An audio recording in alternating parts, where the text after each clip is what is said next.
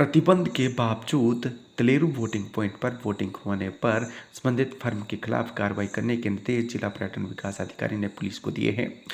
Police को दिए गए निर्देशों के मुताबिक स्पष्ट कहा गया है कि 15 अगस्त से लेकर 15 सितंबर तक पूरी तरह से तलेरू वोटिंग पॉइंट पर वोटिंग करने की मनाही थी और इस संदर्भ में बाकायदा देश भर में नियम लागू किया गया है कि 15 अगस्त से लेकर 15 सितंबर तक किसी भी झील और वोटिंग पॉइंट पर वोटिंग नहीं की जा सकती। इसके बावजूद तलेरू वोटिंग पॉइंट पर वोटिंग की गई है और सबसे बड़ी बात तो ये है कि तलेरू वोटिंग पॉइंट पर जिस फर्म की ओर से वोटिंग करवाई जा रही थी उस फर्म का करार भी खत्म हो चुका है। बहरहाल इस संदर्भ में कार्रवाई करने के निर्देश डीएसपी डलहौजी को दिए गए हैं। पूर्व मंत्री ठाकुर सिंह भरमौरी ने चंबा में आयोजित प्रेस वार्ता के दौरान जयराम सरकार पर जमकर हमला बोला। उन्होंने कहा कि वर्तमान सरकार के कार्यकाल में कानून व्यवस्था का हाल खराब है। समाज शिक्षण संस्थान और हेल्थ इंस्टीट्यूट्स खाली पड़े हैं। कारणवश विद्यार्थियों को हड़ताल पर जाना पड़ रहा है। यहाँ तक कि हेल्थ इंस्टीट्यूट्स में भी स्टाफ की इतनी कमी है कि अब तो मेडिकल कॉलेज चंबा भी रेफरल अस्पताल बनकर रह गया है। ठाकुर सिंह भरमौरी ने कहा कि भाजपा के राज में महंगाई और बेरोजगारी भी लगातार बढ़ रही है, लेकिन वर्तमान सरकार इन मुद्दों पर बात करने की बजाय इंडिया और पाकिस्तान की बात करती है। चाइना भारत में घुसपैठ की फिराक में है, लेकिन भाजपा धर्म, जाति और क्षेत्रवाद में उलझाकर देशवासियों को लड़ाने में मशगूल है। अब तो जनता भी भाजपा की इस तरह की सियासत को समझ चुकी है और चुनाव का इंतजार कर रही है।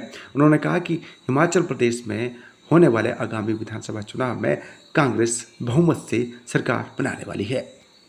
हिमाचल कांग्रेस के राज्य प्रवक्ता अमित भरमौरी ने चंबा में आयोजित प्रेस वार्ता के दौरान कहा कि भाजपा की सरकार दबाव की सियासत कर रही है। जिस तरह से लगातार बढ़ती महंगाई और बेरोजगारी पर खामोश भाजपा नए हथकंडे अपनाकर जनता को गुमराह कर रही है, उस लिहाज से अब तो यही कहा जा सकता है कि जयराम सरकार काफ़ी संवेदनहीन सरकार है, जिसे जनता की दुख तकलीफ नजर नहीं आती है। उन्होंने कहा कि हाल ही में संपन्न हुई मणिमहेश यात्रा में जिस तरह से 84 मंदिर परिसर में अव्यवस्था के चलते फ्लड लाइट लगाते पोल गिरने से एक बच्चे की मौत हुई, उससे जग जाहिर है कि बीजेपी सरकार सिर्फ दबाव और दिखावे की कार्यशैली अपनाने वाली सरकार है।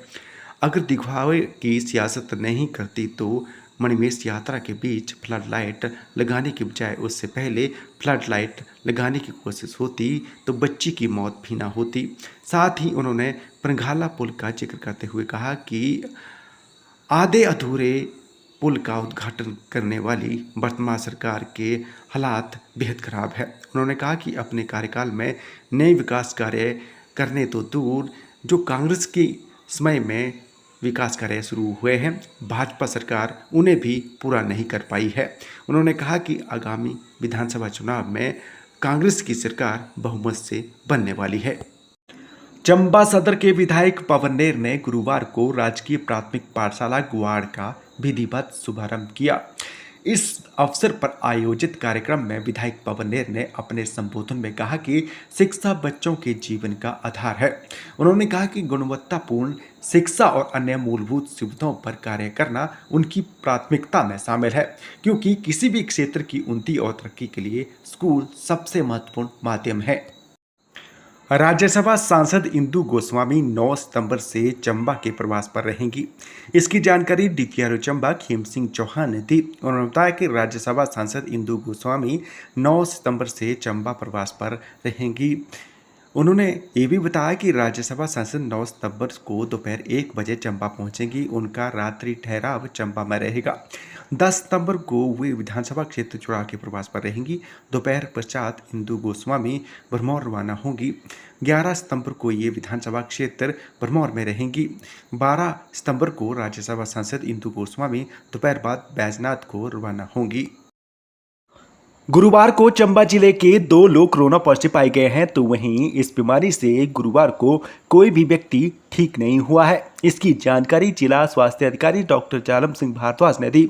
उन्होंने बताया कि चंबा जिले के पेंडिंग चल रहे सैंपल की रिपोर्ट शाम के वक्त आई है। इस दौरान चंबा जिले के 2 लोग कोरोना पॉजिटिव पाए गए हैं, तो वहीं इस बीमारी से गुरुवार को कोई भी ठीक नहीं हुआ है। उन्होंने लोगों से एहतियात बरतने का आह्वान किया है।